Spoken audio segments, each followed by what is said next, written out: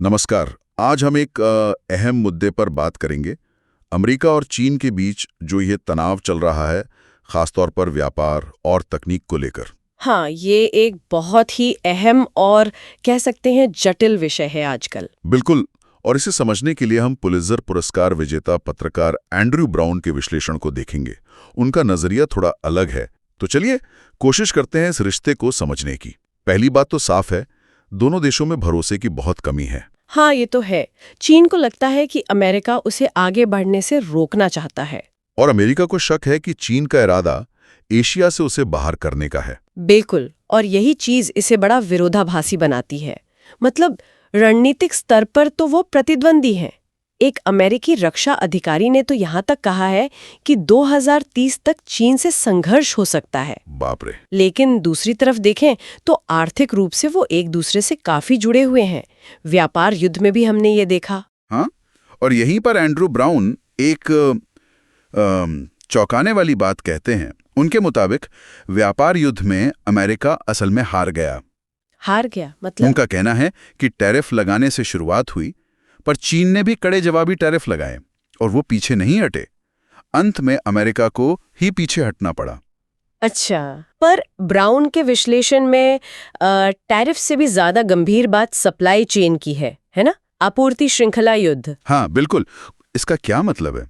इसका मतलब है कि चीन ने यह दिखाया कि वो सिर्फ सामान नहीं बनाता, बल्कि वो पूरी दुनिया के उत्पादन नेटवर्क को नियंत्रित करके अमेरिका पर दबाव डाल सकता है। अमेरिका ने शायद चीन की औद्योगिक ताकत को काफी कम आंका। कितना कम, कोई अंदाजा है इसका? ब्राउन बताते हैं कि चीन का औद्योगिक आधार अकेले ही अमेरिका, जर्मनी, जापान और दक्षिण कोरिया के कुल औद्योगिक आधार से भी बड़ा है। क्या बात कर रहे हैं, सबसे बड़ा? हाँ, और यहीं पर रेयर अर्थ्स का जिक्र आता है। ये वो खनिज हैं जो मॉडर्न टेक्नोलॉजी के लिए बहुत जरूरी हैं। हाँ, सुना है इनके बारे में। डिफेंस, इलेक्ट्रॉनिक्स सब में लगते हैं। बिल्कुल। तो चीन ने दिखाया कि वो इनकी सप्लाई रोककर अमेरिका के रक्षा और ऑटो उद्योग जैसे अहम क्षेत्रों को मुश्किल में डाल सकता है। इसे चीन का इक्का भी कहा गया। लेकिन क्या चीन की ताकत सिर्फ इन्हीं रेयर अर्थ्स तक है? नहीं नहीं, बिल्कुल नहीं। ब्राउन इसी बात पर जोर देते हैं, चीन एक ग्लोबल मैन्युफैक्चरिंग सुपर पावर है। आप सोचिए, अगर एप्पल जैसी कंपनी भी अमेरिका में प्रोडक्शन वापस लाना चाहे, हाँ, तो भी फैक्ट्री लगाने के लिए जो मशीनें और उपकरण चाहिए वो ज्यादातर चीन से ही मंगाने पड़ेंगे। अच्छा। ब्राउन का तर्क है कि अमेरिका का अपनी इंडस्ट्री को फिर से खड़ा करना, मतलब री इंडस्ट्रियलाइजेशन, वो चीन के बिना लगभग नामुमकिन है। ये तो उत्पादन की बात हुई। तकनीक के मोर्चे पे क्या हाल है? ब्राउन क्या कहते हैं इस बारे में? उनके हिसाब से चीन का पूरा फोकस अब तकनीक का युद्ध जीतने पर है। वो एक ऑस्ट्रेलियाई थिंक टैंक ASPI की रिपोर्ट का हवाला देते हैं, जिसके मुताबिक भविष्य की 51 अहम तकनीकों में से 47 में चीन अमेरिका से आगे है। 47? 51 में से? ये तो बहुत बड़ा नंबर है।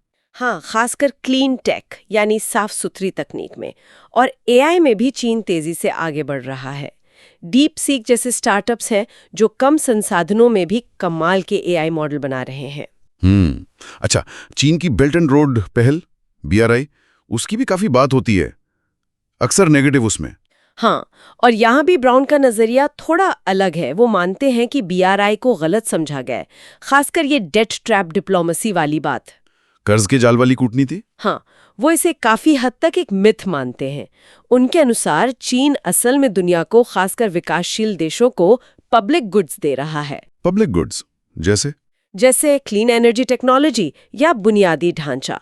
तो इस तरह वो विकासशील दुनिया में अमेरिका से दिलो दिमाग की लड़ाई जीत रहा है। ये वाकई एक अलग नजरिया है, लेकिन चीन की अपनी अंदरूनी मुश्किलें भी तो हैं। अर्थव्यवस्था धीमी हो रही है, युवाओं में बेरोजगारी, रियल एस्टेट संकट। हाँ, बिल्कुल है। ये समस्याएं गंभीर हैं और चीन का मिडिल क्लास आर्थिक रूप से दबाव महसूस कर रहा है।